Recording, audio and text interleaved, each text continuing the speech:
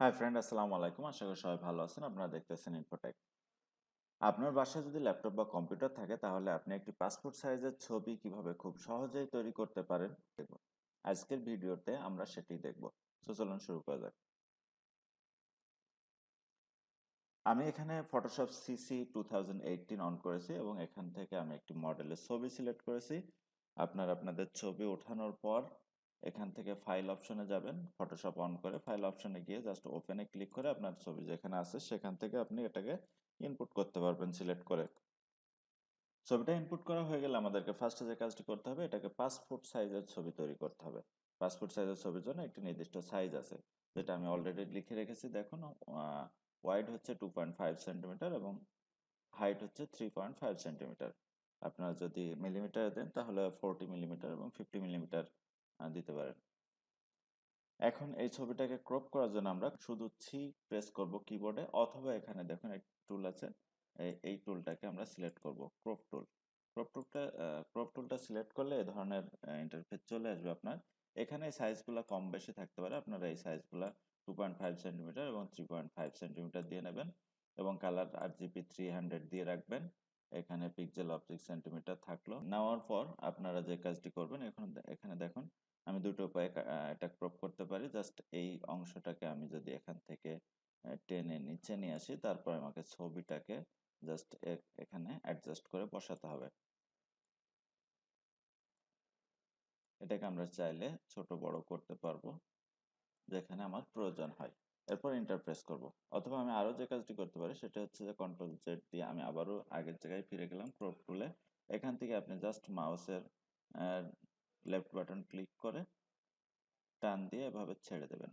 দেওয়ার পরে আপনাকে ছবিটাকে ভিতরে ধরে অ্যাডজাস্ট করতে হবে। এখন অ্যাডজাস্ট করার জন্য আপনি এখান থেকে আবার আপনার যতটুকু প্রয়োজন, পাসপোর্ট সাইজের ছবি নর্মালি ছোট হয়, ফেসটাই আসে, হালকা একটু বডি আসে, আপনারা এভাবে অ্যাডজাস্ট করে নেবেন। নিয়ে ইন্টার বাটনে প্রেস করবেন। ইন্টার বাটনে প্রেস করলে ছবিটা কেটে ছোট হয়ে যাবে, আপনার পাসপোর্ট সাইজের ছবি হয় সেই সাইজ মতো চলে আসবে। এখন এই সাইজের ছবিটা যদি একটু বাঁকা থাকে, আপনার ওঠানোর সময় যদি বাঁকা হয়, তাহলে যে কাজটি করবেন, কন্ট্রোল এ প্রেস করবেন। কন্ট্রোল এ প্রেস করে পুরো ছবিটাকে কন্ট্রোল টি প্রেস করবেন। কন্ট্রোল টি যদি আপনি কিবোর্ডে প্রেস করেন তাহলে এটা ট্রান্সফর্ম হবে। দেখুন এখানে একটি চিহ্ন আসছে আমার মাউসের, আমি এখন এই ছবিটাকে যেদিকে ঘোরাবো সেদিকেই ঘুরবে। এখান থেকে আপনি চাইলে আপনার প্রয়োজন মতো ছবিটাকে আপনি সোজা করে নিতে পারেন। নেওয়ার পরে এখানে দেখুন একটি টিকমার্ক আছে, আপনি এটাকে টিকমার্ক করে দেবেন অথবা এন্টার বাটন প্রেস করবেন। এখন আমার ছবিটা নর্মালি সিলেক্ট হয়ে গেছে। এখন আমাকে যে কাজ করতে হবে সেটি হচ্ছে, এই ছবিটার যদি ব্রাইটনেস কম বেশি করার প্রয়োজন হয় আমাদেরকে, তাহলে ছবিটার ব্রাইটনেসটাকে আমরা কম বেশি করব। এখন এই ছবিটার ব্রাইটনেস যদি আমরা একটু ঠিক করতে চাই, তাহলে সেই ক্ষেত্রে আমাদেরকে যেতে হবে ইমেজে, ইমেজ থেকে অ্যাডজাস্টমেন্ট, অ্যাডজাস্টমেন্ট থেকে আমরা কার্ভে যাব। আপনারা চাইলে কন্ট্রোল এম প্রেস করেও কার্ভে চলে আসতে পারেন। এখান থেকে আমি দেখুন এই ছবিটার ব্রাইটনেসটাকে একটু ছোট, এখান থেকে আমি এই ছবির ব্রাইটনেসটাকে একটু কম বেশি করব। আমার প্রয়োজন হয় যদি আমি কার্ভটাকে একটু উপরে উঠাই তাহলে বেশি হোয়াইট হবে, কার্ভটাকে একটু নিচে নামালে এটা একটু ডার্ক হবে। তো আমি ছবিটাকে একটু ডার্ক করে দিচ্ছি, বেশি হোয়াইট আছে এই জন্য। এখানে যদি আপনি চান যে নির্দিষ্ট পয়েন্ট করে সেই পয়েন্টগুলোকে একটু কম বেশি করবেন তাহলে পারবেন। জাস্ট মাউসে ক্লিক করলে আপনি এখান থেকে একটা পয়েন্ট তৈরি হয়ে যাবে। এই পয়েন্টগুলোকে আপনি চাইলে একটু করে চেঞ্জ করতে পারেন, আপনার প্রয়োজন মতো আপনি ব্রাইটনেসটাকে অ্যাডজাস্ট করে নিতে পারেন। এভাবে ছবির ব্রাইটনেসটাকে অ্যাডজাস্ট করে আমরা জাস্ট ওকে করে দেবো। এখন আমাদের যে কাজটি করতে হবে, নর্মালি আমরা যখন পাসপোর্ট সাইজের কোনো ছবি উঠাই তখন হয় হোয়াইট ব্যাকগ্রাউন্ডে অথবা ব্লু ব্যাকগ্রাউন্ডে উঠাই অথবা গ্রিন স্ক্রিনে উঠাই।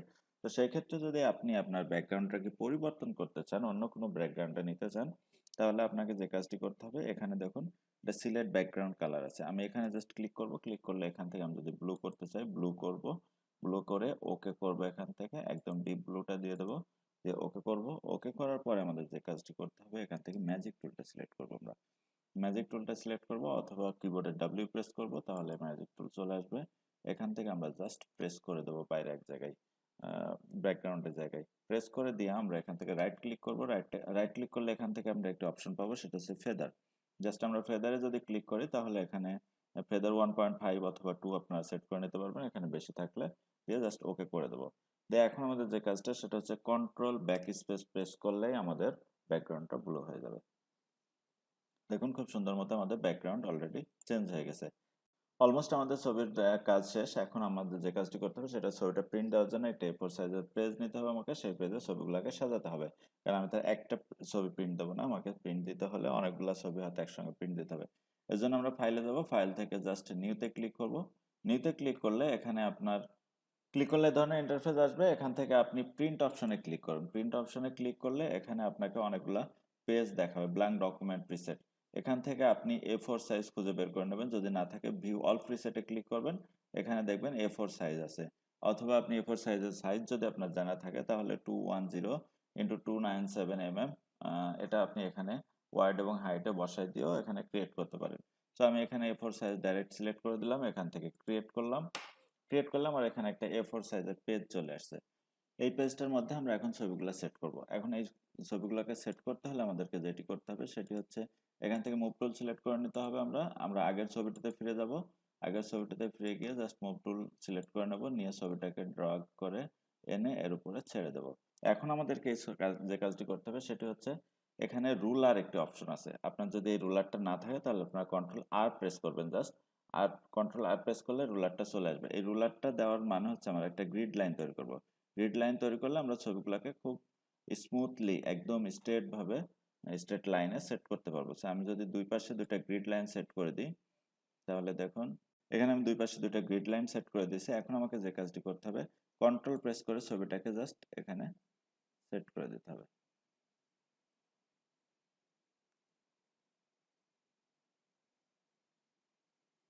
আমি লাইন অনুযায়ী ছবিটাকে সেট করে দিচ্ছি। সেট করে দেওয়ার পর আমার যে কাজটি সেটা হচ্ছে অল্টার প্রেস করে, কন্ট্রোল অল্টার প্রেস করে অথবা শুধু অল্টার প্রেস করে আমি ছবিগুলোকে টেনে যে ছবিটা আছে সেই ছবিটার উপরে ট্রেনে আরেকটা ছবি নিয়ে আসবো। মাঝখানে একটু ফাঁকা জায়গা রাখবো যাতে ছবিটা কাটতে সুবিধা হয় আমাদের। জাস্ট আমরা অল্টার উপরে যদি প্রেস করি তাহলে দেখুন মাউসের একটা ডাবল চিহ্ন আসছে, তাহলে আপনি এটাকে জাস্ট টেনে নিয়ে আসতে পারবেন। দেখুন এখানে আমার তিনটা ছবি সাজানো হয়ে গেছে। এখন এই তিনটা ছবিকে আমরা প্রিন্ট করার জন্য প্রস্তুত করেছি। এখন যদি আমি চাই যে এইখান থেকে আরো পুরো পেজটাকে আমি ছবিতে সেট করব, তাহলে আমাকে যে কাজটি করতে হবে কন্ট্রোল ই পেস্ট করতে হবে। এখান থেকে আমি কন্ট্রোল ই প্রেস করব। কন্ট্রোল ই প্রেস করলে আমার প্রত্যেকটা ছবি লেয়ারগুলা একসাথে যুক্ত হয়ে যাবে। সেই ক্ষেত্রে আমি এখন যদি অল্টার প্রেস করে আবার টান দিই তাহলে দেখুন এখন একটা ছবি আসতেছে। আমি যদি কন্ট্রোল ই প্রেস করি তাহলে প্রত্যেকটা ছবি এক জায়গায় হয়ে গেছে। দেখুন ব্যাকগ্রাউন্ড সহ আমার লেয়ারগুলা সব এক লেয়ারে চলে আসছে। এখন আমি অল্টার প্রেস করে যদি আমি টান দিই তাহলে তিনটা ছবি একসঙ্গে আসবে।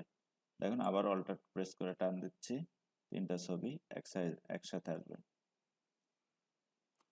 এভাবে আপনি পুরো পেজকে ছবি দিয়ে সাজায় নিতে পারবেন। সাজায় নেওয়ার পরে আমরা এখান থেকে প্রিন্ট দেবো, ফাইল অপশনে ক্লিক করব। ফাইল অপশনে ক্লিক করার পর এখান থেকে প্রিন্টে যাব। প্রিন্টে গিয়ে আমরা এখান থেকে জাস্ট প্রিন্ট দিয়ে দিতে পারি, অথবা এখান থেকে প্রিন্ট প্রিভিউ দেখাচ্ছে, আপনার প্রিন্ট প্রিভিউ দেখে নিতে পারবেন। আর যদি আপনি এই ছবিটাকে সেভ করতে চান তাহলে এখান থেকে জাস্ট সেভ এজে চলে যাবেন। সেভ এজে গিয়ে আপনি আপনার ফাইল লোকেশন দেবেন। এখান থেকে ফটোশপে পিএসডি ফাইল নর্মালি সিলেক্ট থাকে, আপনি এখান থেকে চাইলে জেপিজি বা পিএনজি যে ফাইলে ইচ্ছে সেই ফাইলে সেট করে নিতে পারবেন। তো আমি জেপিজি ফাইলে সেট করতেছি। এখান থেকে আমি এখানে নাম দিতে পারবো।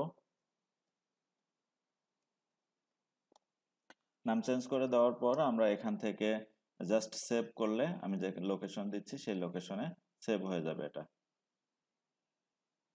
সো বন্ধুরা, এই ছিল ছোট্ট একটি ভিডিও। যদি ভিডিওটি ভালো লাগে তাহলে অবশ্যই লাইক, কমেন্টস অ্যান্ড শেয়ার করবেন। আর আমার চ্যানেলে যারা নতুন দর্শক তারা অবশ্যই চ্যানেলটিকে সাবস্ক্রাইব করবেন।